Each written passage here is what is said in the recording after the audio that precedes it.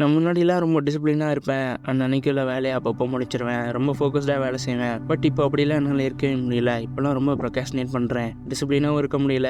என் life கடந்த 5 வருஷமாக ஸ்டாக்னண்ட்டாகவே இருக்குது. எந்த ஒரு முன்னேற்றமும் இல்லை. பட் இதுக்கெல்லாம் ரீசன் என்ன அப்படின்றதும் என்னால் கண்டுபிடிக்க முடியல அப்படின்னு ஃபீல் பண்ணிட்டு இருக்க பர்சனாக இருந்தீங்கன்னா இந்த வீடியோவில் அந்த ரீசனை கண்டுபிடிச்சி நெக்ஸ்ட் 5 இயர்ஸில் உங்களோட எக்ஸ்போனென்ஷியல் க்ரோத்தை நீங்கள் பார்க்க போகிறீங்க. ஸோ கடைசி வரைக்கும் இந்த வீடியோவை ஸ்கிப் பண்ணாமல் பாருங்கள்.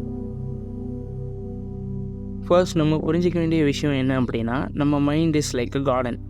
அதில் நமக்கு வர தாட்ஸ் எல்லாமே சீட்ஸ். கார்டனில் இருக்க எல்லா சீடுமே வளர்ந்துருமா அப்படின்னு கேட்டிங்கன்னா கிடையாது. நம்ம எதை தண்ணி ஊற்றி பராமரிக்கிறோமோ அது மட்டும்தான் வளரும். ஸோ அந்த மாதிரி நமக்கு வர தாட்ஸில் அதில் நம்ம எதை நர்ச்சர் பண்ணுறோம் அப்படின்றதுல ரொம்ப கவனமாக இருக்கணும். ஆவரேஜாக ஹியூமன் பிரெயினில் 6,000 to 12,000 தாட்ஸ் பர் டே வருது அப்படின்னு சொல்கிறாங்க. அப்போ அது எல்லாமே நர்ச்சர் பண்ணுறோமா அப்படின்னு கேட்டால் அதுவும் கிடையாது.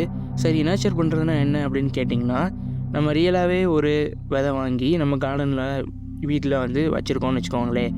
இப்போது நம்ம அது க்ரோ ஆகணும்னா என்ன பண்ணுவோம்? டெய்லி தண்ணி ஊற்றி அதை பாதுகாப்போம்ல, அதுதான் நர்ச்சர்.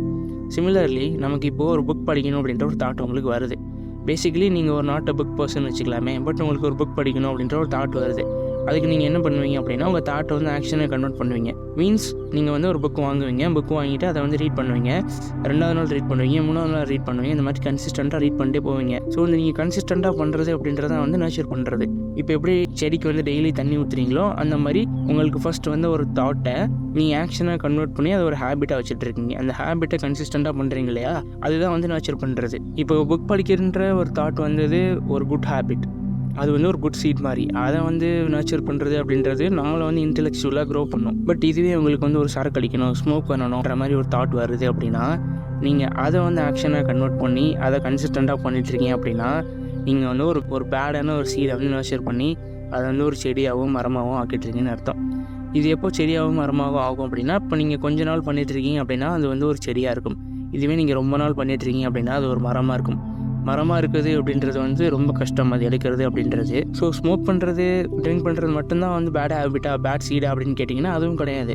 எக்ஸசிவாக ரீல் ஷார்ட்ஸ் பார்க்குறது, பிஞ்சி வாட்ச் பண்ணுறது, ஒரு பேட் ஹேபிட்டுக்கு அடிக்டாக இருக்குது, இது எல்லாமே பேட் சீட் அப்படின்னு வச்சுக்கலாம். ஸோ உங்கள் சைக்கிள் இதுக்குள்ளே சுற்றிட்டு இருக்கிறதுனால நம்ம குட் ஹேபிட்ஸை ஃபீட் பண்ணாமல் விட்டுருவோம்.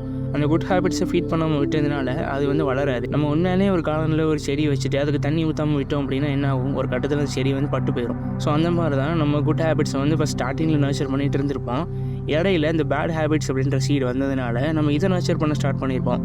அதனால அந்த குட் ஹேபிட் சீடு எல்லாமே பட்டு போயிடும்.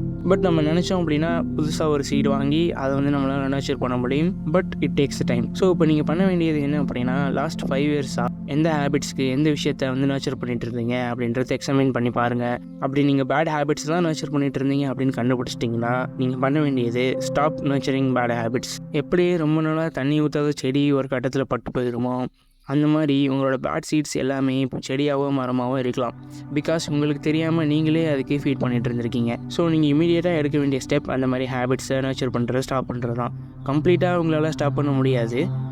பிகாஸ் அவன் குடிச்சு பழகிட்டா, நான் கொடுத்து பழகிட்டேன், அவன் குடிச்சு பழகிட்டான், நான் கொடுத்து பழகிட்டேன் அப்படின்ற மாதிரி உங்களோட மைண்ட் அதுக்கு ட்ரெயின் ஆகிடுச்சு. ஸோ நீங்கள் கொஞ்சம் கொஞ்சமாக அதை நர்ச்சர் பண்ணுறதை ஸ்டாப் பண்ணுங்கள். சேம் டைம் குட் ஹேபிட் சீட்ஸையும் நர்ச்சர் பண்ணுறதை ஸ்டார்ட் பண்ணுங்கள். சைமல்டேனியஸாக நீங்கள் 2 விஷயத்தையும் செய்யும்போது குட் ஹேபிட்ஸோட சீட்ஸ் அப்படின்றது ஒரு கட்டத்தில் பேட் ஹேபிட்ஸோட சீட்ஸை டாமினேட் பண்ணி உங்கள் மைண்டை குட் ஹேபிட் சீட்ஸ் அப்படின்றது ஆக்கியூபை பண்ணிடும்.